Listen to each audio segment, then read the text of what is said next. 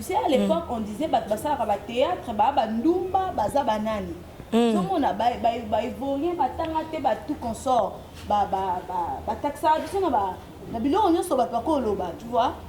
Popi ba mona ngo maman neige belé bazara bongo. Maman neige, est-ce que là sûr vraiment que matin elle est qui bien parce que toi qui moi mbutu mo elle est kuna entre les deux présidents. Bon, on a peut-être son accord les deux présidents parce que biso to ebinde président moko le président Massou. Ni ya kala ndenge toyokaka ezalaka plus avantageux que eux à lelo. Ya lelo bato mona bato ebele wala tamsu ba $10 ba $5 ba nini tamsu fait 3000 francs tamsu 2000 francs. Eh voilà. Et dans le ba 3000 ba 2000 francs.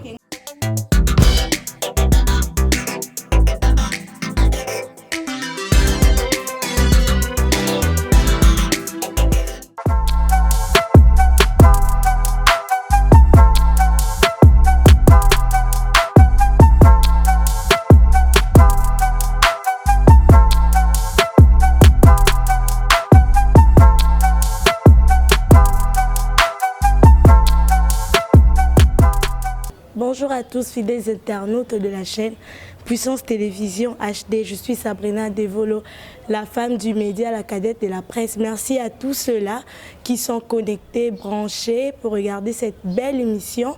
2 questions suffisent. Et bien, comme d'habitude, je ne présente pas cette émission seule, je suis accompagnée cette fois-ci d'une artiste comédienne. Il s'agit bel et bien de Maman Neige Poutou, à qui je dis bonjour et bienvenue dans cette émission. Bonjour. Maman Neige Boni. Très bien, par la grâce de Dieu. C'est en Maka, c'est en Mono en 2020. Ok, Maman Neige. Tolintoye Basuki, Obadi carrière na yo kakana. Na groupe Sans Souci ou bien au Banda place Moussoussou, après au Koti na groupe Sans Souci. Vous faites au sali combien d'années? Parcours na yo quoi? Parcours nangai quand nous sommes bandaka na l'église na Kodi ba théâtre ba Maria ba Joseph. C'est là où j'ai commencé à s'exercer l'exercice en théâtre ainsi que bah, groupe à quartier. Oui, nous avons un groupe mon concours de Sage Club et c'est pendant ça date déjà et les cas une année na CBS et puis na Fanzi et les casques na groupe Sans Souci depuis que nous avons un groupe Sans Souci ça fait déjà 9 ans. 9 ans oui. 9 ans dans un groupe Sans Souci. Et 9 ans dans groupe Sans Souci. Maintenant, là, vous avez occupé quelle place? Parce que 9 ans, c'est beaucoup. Vu que vous mettez déjà, parce que tout le monde a battu, ce sera où mettez dans le groupe. Il faut nommer quand même, battre chef, il y a parti mon son dans le groupe. Je ne sais pas ce qui vous a occupé place. Dans le groupe Sans Souci, Nazali, répétiteur adjoint. Oui, Naza, chef à répétition. Nazaki adjoint na commis principal parce que adjoint a un peu Pierron Dombassi a un peu occupé na étude donc et on pêchait qui est vraiment à Tikalaka na place wana et ngam na remplacé et cordon nanga directeur artistique nanga Doudou Soupou Diakana nga chef de la répétition. Entre-temps, nous avons chargé à prière et à groupe Sans Souci. Oui. Donc, au remplacer pour que tu aies aussi sa étude, vraiment, Anna? Non, j'étais déjà. Nazala qui déjà adjointe. Ce qu'on a commis principal. Donc, nous avons aussi sa étude. Donc, ils sont assis sur l'étude à Zongi. Là, on va voir ce qu'il y a Zongi. Ok, Maman Neige. Alors, Maman Neige, tu as une question, Moko, ils ont vraiment, moi, les bandes, il y a parcours, mais ils ont concerné groupe Sans Souci. Tu as comme l'artiste comédien Serge. Je ne sais pas sur la Kenda, parce que ça fait vraiment un temps. À mon a les sous-soutés, à les sous-soutés. À Kenda, bon, Serge, Azali. Mon groupe Sans Souci, Ezali, groupe Moko, et Kanga Batuka Ate. Même quand Maman Neige j'ai d'autres occupations. Où ils ont préoccupé, on a s'éloigné dans le groupe. na ça autre chose comme na autre beta solo ya rapport ya d'études face à l'étude ils ont encadré peut-être na travail à répétition Azandi donc il a eu congé en banda ça fait des années il a les familles en disponibilité dans lettre c'est bon dans lettre mususu ekoti te peut changer aussi ekotaki nanda kotaye moko oui par rapport na yemoko ndakotaki Serge lui pe aza mise en disponibilité donc alongwa na été mais azali aza mise en disponibilité omona kai kaka mais lelo te aza mise en disponibilité et au courrier c'est tout ça ça nini mise en disponibilité mais qui ils ont engagé moko ayebi azosala il mérite oui ça fait déjà des années tout le monde a quitté beleko batuni yango alongwa to nini tout le monde a depuis que alongwa Omari a remplacé quoi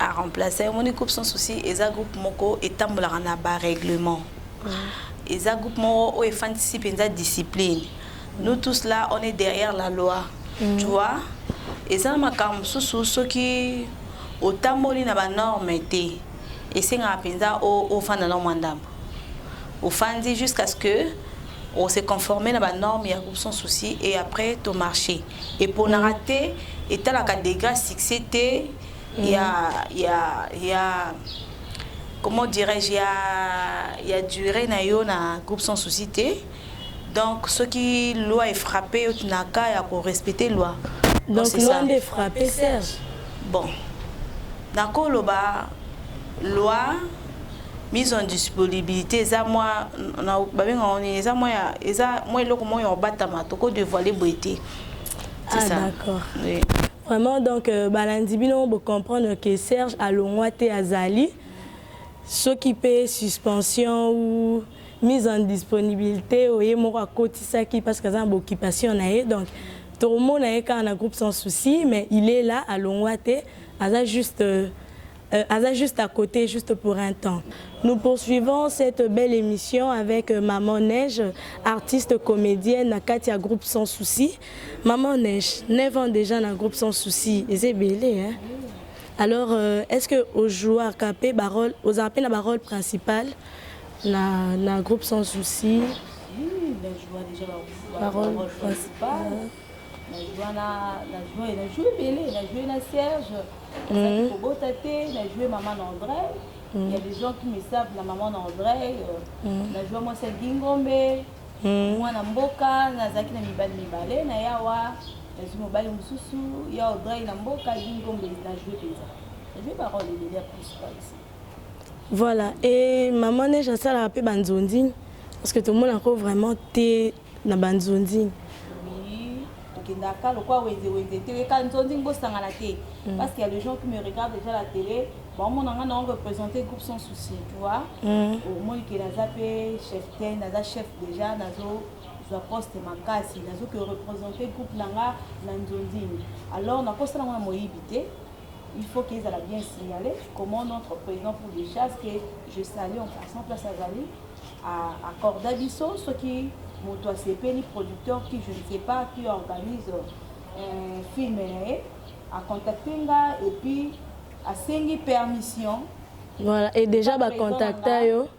À 5 permission, oui, il y a quelques films dans ça là. Ndetinine par exemple, un peu comme ça, pour ça, on va découvrir un peu dans Nzonding. Oui, Nzonding, on a la salle qui plus, il y a Bisso, il y a groupe sans souci parce que le président Zagane vraiment monté en macasté. Il y avait Papa Omar à sa film. Il a voulu que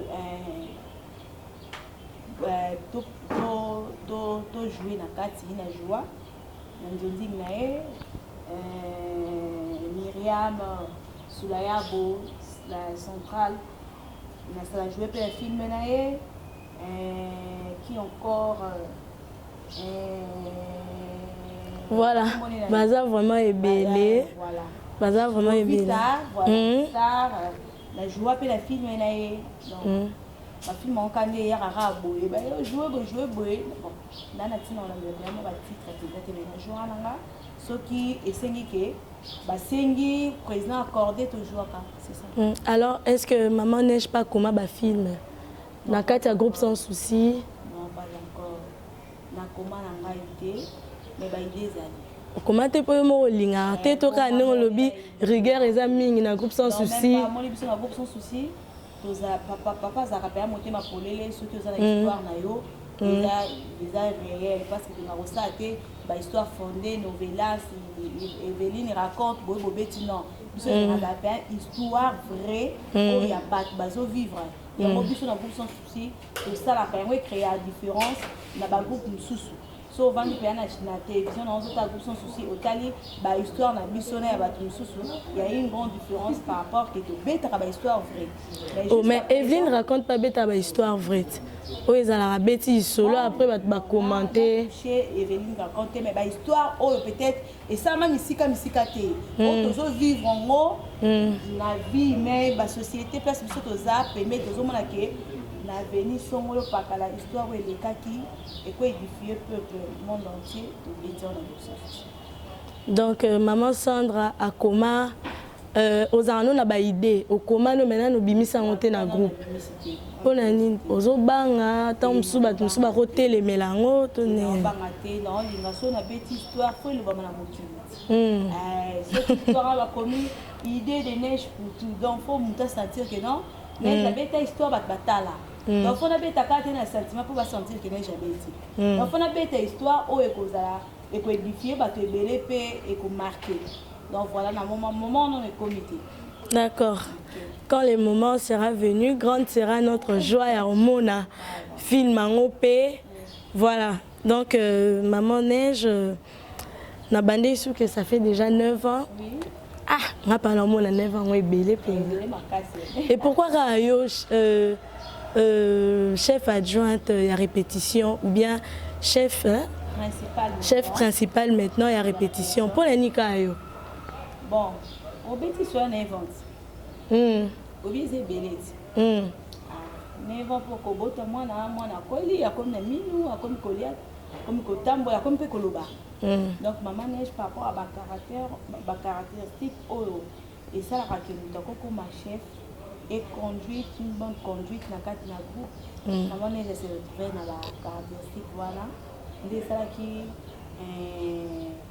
comment on appelle maman chérie, la femme du patron, Fololo, Fleur Bang TV, notre superviseur et un groupe, et c'est là qui nous demande qui place Wana. C'est là que maman a déjà remplacé par rapport à la caractéristique que maman a déjà remplir la place Wana. On mérite qui. La poste, ça fait 3 ans déjà. C'est beaucoup. Na 4 à 9 ans, on a 3 ans, on a travaillé dans la chefferie à groupe sans souci. Ok. Et respecter vraiment, les Arabes bien, au peut ça peut ordre, bandimar facilement, ou soit les Arabes le baramingi avant bayo katone.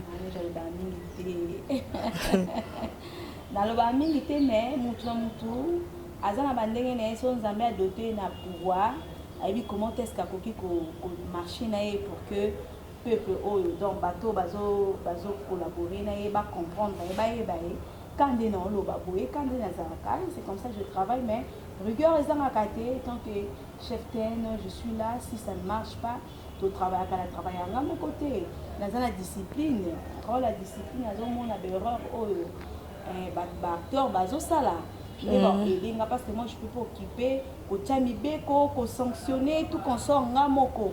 Moi j'ai l'air de rester calme mais il y a pour canceller, pour donner le meilleur nanga pour que travail à journée et les camarades. Donc j'ai pas ce temps il y a pour non.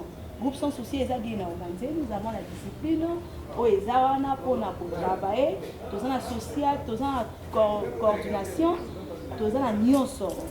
Donc s'il y a un problème qui ne va pas, bon discipline à Zawana. Donc, moi, dans un ici, discipline, ça la bino. Et moi, je continue pour moi. Ah, donc, yo, rôle là, yo, ezanini. Au gang raté, au salarié. Rôle là, ezanini. Je commence la répétition. Avant mon cordon, le cambe, à intervenir parce que c'est lui le cordon du groupe Sans Souci que je salue en passant, Loulou Soukou du Akana. Voilà. Yende Aza cordon. Donc c'est moi qui commence. Maintenant, dans la répétition, je donne les exercices, les expressions, les émotions, tout ce qu'on peut travailler. C'est moi qui commence. Et après, mise en place aussi, si moment d'exercice, au fandi. Bon, moral, non, soigner moral, il y a bana parce que faut moral est à la malade et puis cordon à koye banini ya pour dispenser biso ainsi que la remarque, c'est comme ça on travaille. Voilà, merci à tous ceux-là qui sont connectés, branchés. Je vois Plamedi et Sambo, je vois évangéliste Freddy. Merci beaucoup parce que Bozawana est belé pour la Kolanda émission. Deux questions suffisent. Maman Neige, tout le monde on a groupe Sans Souci, tout le monde on a carrière nayo. Alors parlons un peu d'un sujet d'actualité sur Deuil ya Pouloulou. Je sais que déjà Bakundi mais ils sont récents. C'est récent parce que Baouto Kunda deuil na kalaté. Alors tout le monde a déroulement il y a deuil wana et les cas qui nini. Est-ce que tu étais là? Est-ce que vous avez qui présente? Paix à son âme. Ok. Et les cas qui bien. Non, c'est vrai bien. Les cas qui là, et les cas qui bien comme tous à bateau. L'erreur est à la raté. Il y a aussi des failles, mais ça a été bien passé. Maman Neige, est-ce que vous êtes sûr vraiment que maintenant il est qui bien parce que toi qui moi Mbutu il est entre les deux présidents. Bon, on a peut-être son accord les deux présidents parce que biso tu es bien des présidents mon corps le président Masumu. Il paraît mon corps déjà c'est Noma qui a mis Bimisi kuna yenda Kamba et Bembe quoi. Bon, nakolo bakaka Ouloulou azaka na groupe président side. Président ça c'est trouvé qu'il le quoi à moi à l'élé na ndenge ya ki papa. Bon tant que batu bisika toza ya beza la kana mope malamu ezalaka donc et là on m'a côté le kana perfectionnement makasi pour le cas il y a des failles aussi mais dans l'ensemble c'était bien passé.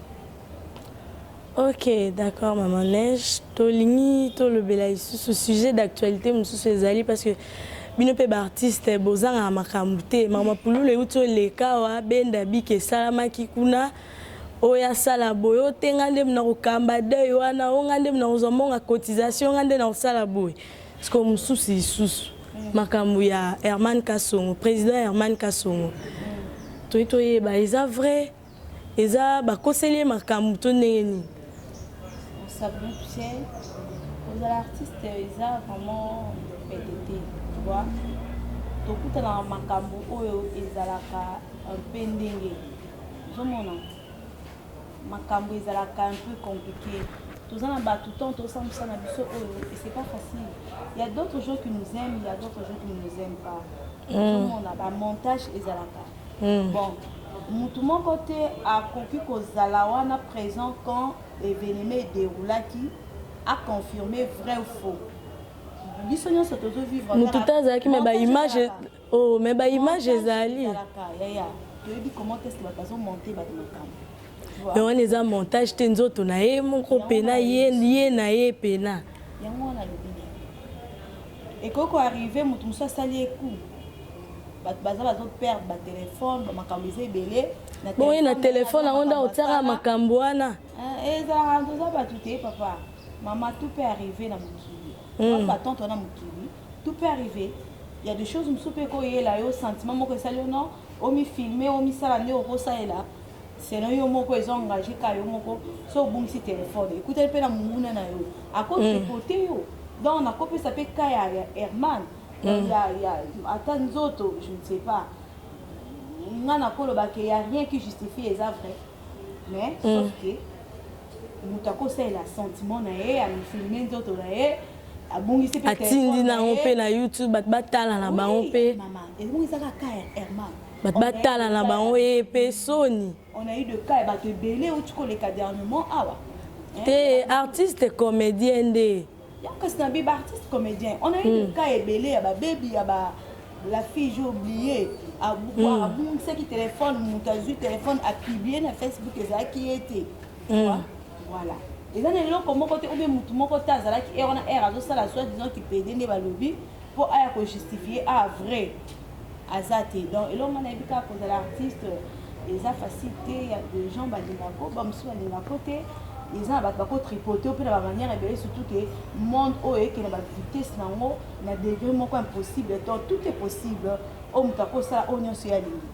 Et donc Maman Neige mpo na yo Herman Kasongo bakoseli makambo basali montage est-ce que otali vraiment vidéo yango otali pena otali ye pena obandi ye pena na motuti na makolo nde moko osala makambo na motuti na makolo otali pena est-ce que oyo ekozala montage to eza montage te parce que tu es aussi du domaine. Je suis du domaine mais eza na moni mosala oyo papa eza mama eza makambo ebele mutu mosusu mpe nakoloba te wi mutu mosusu apesa osa babese na ye donc eza ndenge muna motu aconcevoir makambo na ye c'est ça. Voilà, quel conseil au pesa na artiste comédien parce que c'est vraiment ça il y a au monde na boye ko se répéter ou tu le que qu'il y avait d'autres personnes au basala qui ont dans boy et continuer parce que c'est vraiment ça le boss à la réputation na bino artiste comédien. Donc quel conseil au ko pesa na artiste comédien et surtout na yemoko Herman Kasongo je sais pas ceux qui auront le banini ceux qui pesa ba mot d'encouragement ou bien neni. Bon, on a Herman Kasongo, ce que je dirais, tu vois, papa, Monsieur Koza, d'abord, courage, n'a pas circulation sur ma caméra contre nous, mais tu que dans l'ingao zakayo, balobi et l'oko l'équipe crédibilité, ils ont raté, valeur ya mutuba somba raté. Donc il y a d'autres choses ceux qui au niveau sala parce que nous sommes ça quand nous avons réanimé na ba sentiment moko boye oui la kabiso faut tala ozonga simo ozonga mutu donc ozwa contrôle nango reste toi zala yo et na kiyo zala kayo kokotelo moko te oyo et koko déstabiliser yo neti ba image on a yoki on a moni donc sur ça na kosenga yo kaka ozala yo kimia ezala malamu koluka kosagite jite makasi te courage vie na biso eza kaka bongo baréalité ezebele baréalité ezebele okoki mpe ozwana mpe telefone na yo otie no makambo na yo eza nango mpe kaka réalité ya vie lobilobi mpe monani nango mpe na miso ya bato omoni abuna mosala oyo moto aye nango na ndenge nango. Tu sais, à l'époque, on disait que le théâtre, ndumba, baza banani. Tout le monde a évolué, tout consort, tu vois.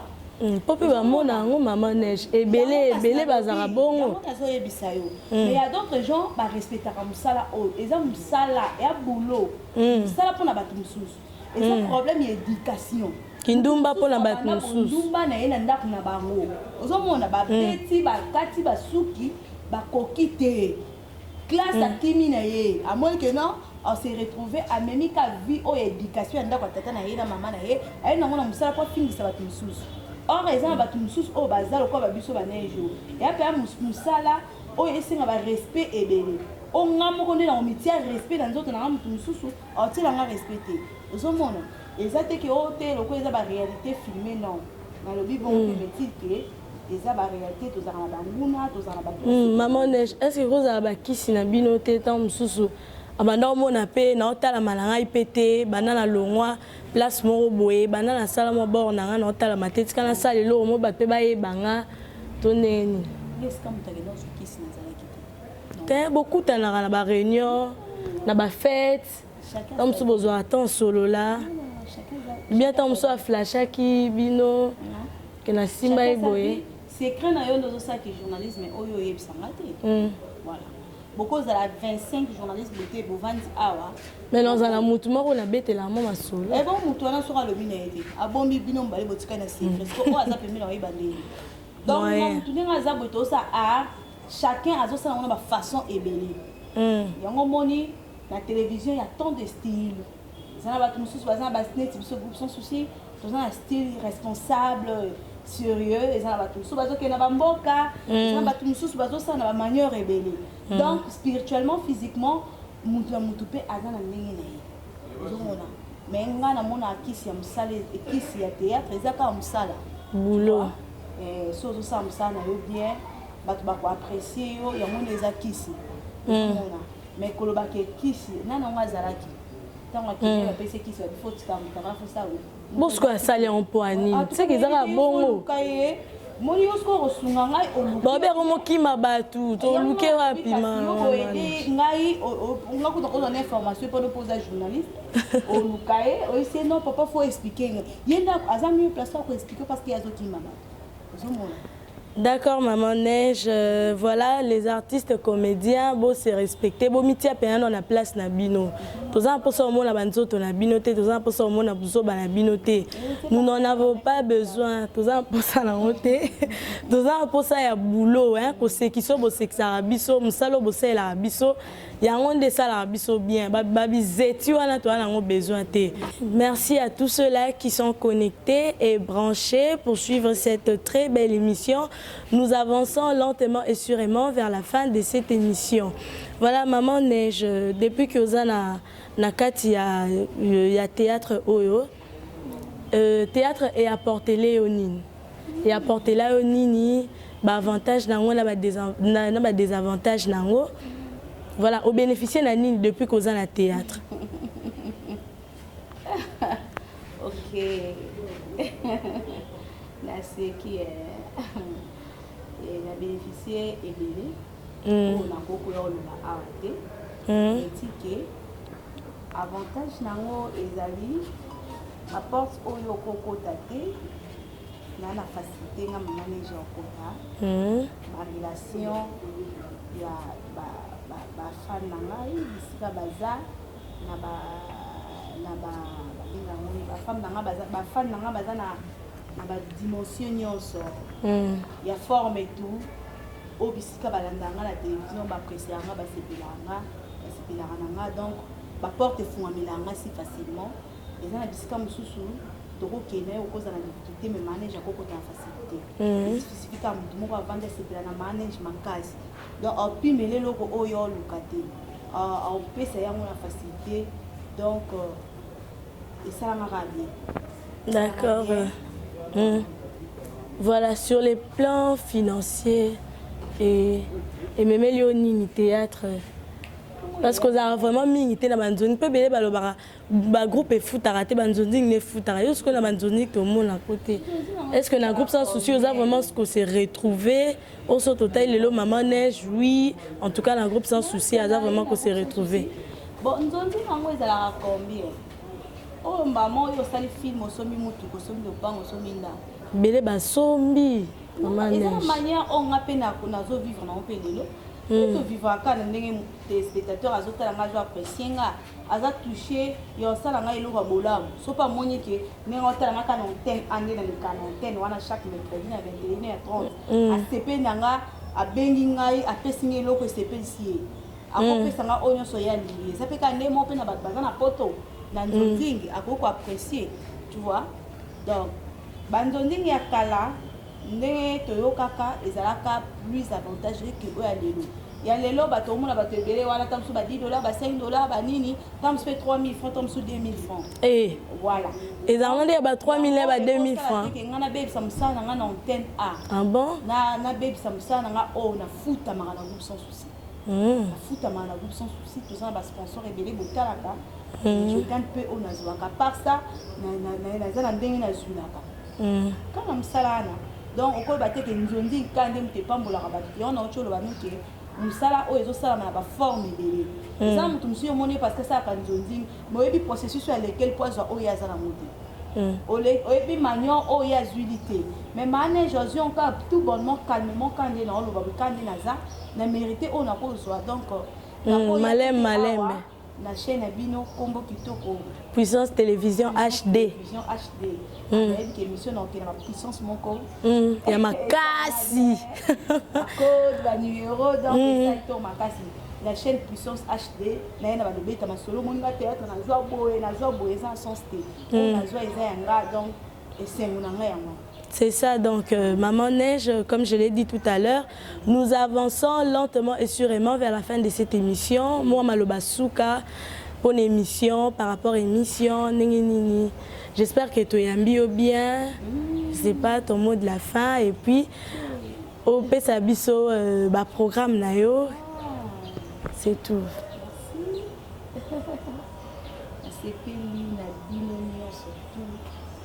femme ya puissance HD na pesi mo ba mbote ba merci bino o bovandaki bondimaki ko yambanga na ba poste télévision na bino na cette émission je suis tellement à l'aise naza bien ba question et ya motuni c'était elle ba question sur tout ça l'émission journaliste a tuni et puis na pour sortir ta wisi